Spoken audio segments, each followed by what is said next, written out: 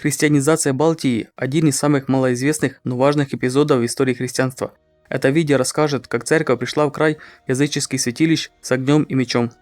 К XII веку восточное побережье Балтийского моря оставалось последним уголком Европы, где сохранялось язычество и сопротивление христианству. Местные балты почитали Перкунаса, бога грома, поклонялись огню и священным рощам. Финно-угорские племена, включая ливов и эстонцев, верили в небо бога Юмалу, духов природы и предков. Балтийский регион имел важное значение как торговый коридор северо-восточной Европы, а также как источник янтаря, ценного материала, использовавшегося для украшений, икон и реликвариев. Экономический подъем в христианской Европе, особенно с XII века, поднял значение земли, рост населения, развитие сельского хозяйства и торговли подтолкнули немецких переселенцев на восток. Христианские державы и крестоносцы уже разрушили последние славянские языческие княжества и начали подчинение финских земель. Церковь предлагала участникам походов отпущение грехов и земельные наделы на завоеванных территориях. Балтийские язычники сражались не только в обороне. Так около 1188 года эстонцы совершили набег на шведскую Упсалу. В Прибалтике уже шла христианская миссия. Летописец Адам Бременский в конце XI века упоминает церковь Курляндии, построенную при поддержке христианских купцов и датского короля Свена. А в Эстонии археологи находят крестовидные подвески и камни с изображениями крестов, что говорит о присутствии христиан еще до прибытия крестоносцев. Подписывайтесь, пишите комментарии и ставьте лайки. В конце XII века к Ливам прибыл с христианской миссией монах Августинец Мейнгард. Он стал первым епископом Ливонии и подчинялся архиепископу Бремена. После набега литовцев, увезших множество пленных, Мейнгард предложил Ливам построить для защиты каменной крепости в обмен на крещение. Однако, когда крепости были готовы, многие новокрещенные отреклись от веры.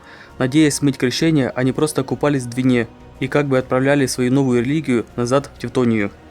Согласно хронике, соседние семигаллы, услышав о каменной крепости и не зная, что камни соединяются цементом, пришли с канатами, в своем глупом расчете надеясь стянуть замок в реку. Их встречали стрелами, и они отступили с потерями. Разочарованный Мейнгард собирался просить христианских государей о крестовом походе, но вскоре умер, не успев осуществить задуманное. Его преемник, монах-цистерцианец Теодорих, продолжил миссию, исцелял больных, и некоторые ливы действительно крестились. Но когда его урожай оказался лучше, чем у местных жителей, чьи поля затопило, те решили принести его в жертву богам. Теодориху удалось спастись.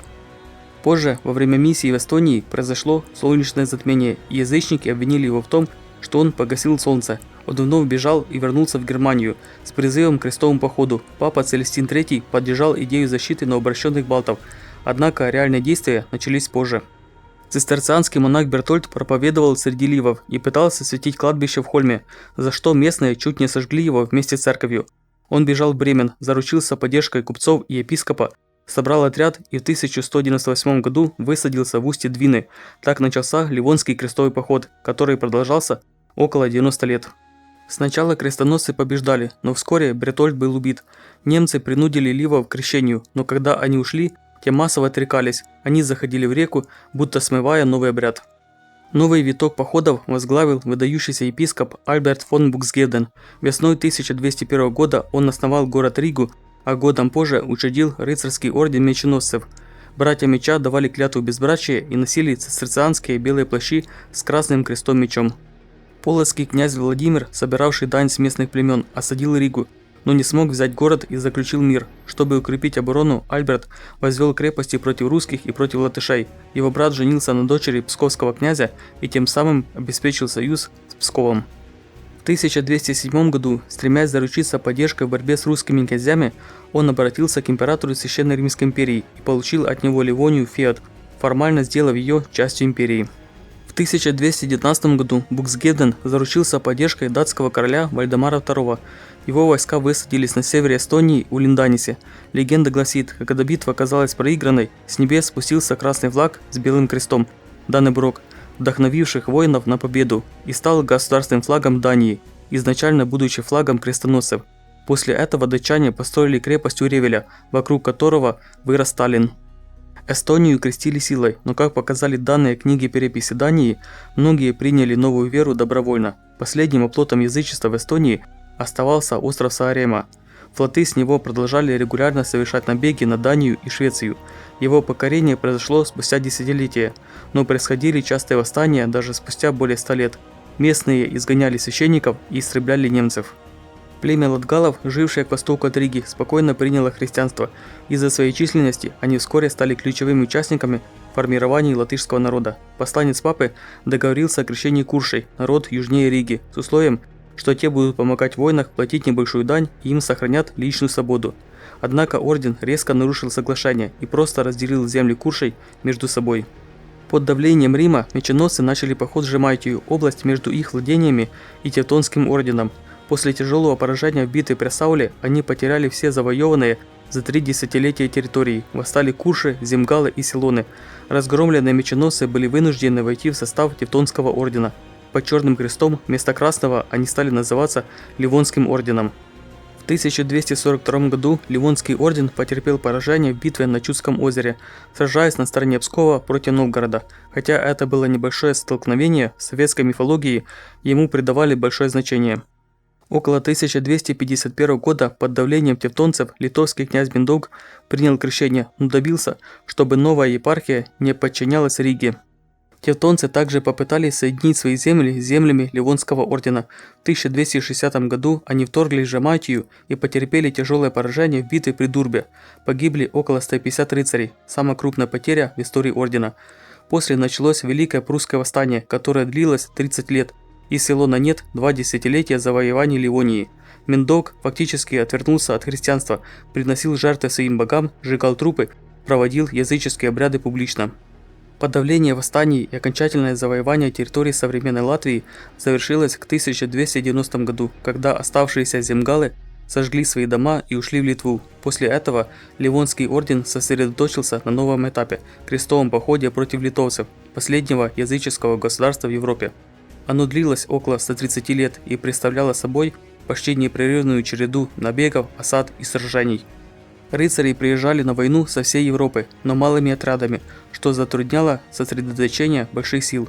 По преданию, у литовцев религиозной жизнью управлял верховный жрец Криве, хранитель священного огня. Его уважали даже князья, а хроники утверждают, что если Криве не мог больше служить, он добровольно сжигал себя. Взятие тевтонцами Каунаса и их победа при Рудау были ключевыми событиями крестового похода и сильно ослабили Литву. Внутренние раздоры лишь усугубляли ситуацию и приближали страну к христианской Европе. Территории ордена в Балтии были разделены между церковью и Тевтонским орденом. Церковь получила Ригу и большую часть земель, а орден – меньшую. Немцы составляли лишь около 10% населения, но контролировали города, крупные владения и церковь. Внутренние конфликты осложняли проведение крестового похода против Литвы, борьба с епископами и требования дворянства и горожан тормозили усилия ордена. К тому же, кризис XIV века в Европе и чума снизили приток рыцарей и поселенцев из Германии. Литовский князь Гедимин пытался заручиться поддержкой Запада, приглашал торговцев и ремесленников, обещал им льготы и допускал францисканских монахов. Тем временем Тевтонский орден поссорился с Польшей, захватив Гданск и Поморье. В 1386 году великий князь литовский Ягайло крестился, принял католичество и стал королем Польши, объединив две страны Кревской унией. После этого язычниками оставались только жемайты, народ на границе с орденом.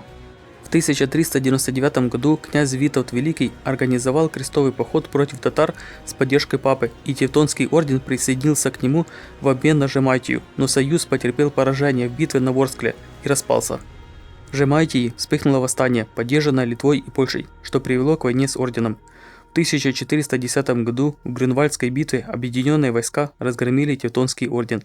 Жемайтия перешла под контроль Литвы, а в 1413 году ее жители формально приняли христианство. Последний языческий жрец Криве Криватис по преданию умер или был убит. На Константском соборе в 1416 году тевтонцы пытались оспорить крещение Литвы, но папа запретил им воевать с христианами. Крестовый поход формально прекратился. Балтийские крестовые походы привели к созданию орденского государства, теократии под управлением Тевтонского ордена. Пруссия полностью германизировалась, а немецкая знать и купечество стали элитой в Ливонии и позднее. Военная угроза со стороны Тевтонского ордена побудила Литву вступить в союз с Польшей, что стало основой для создания Речи Посполитой. Подписывайтесь на канал, чтобы узнать больше и не пропустить новые видео.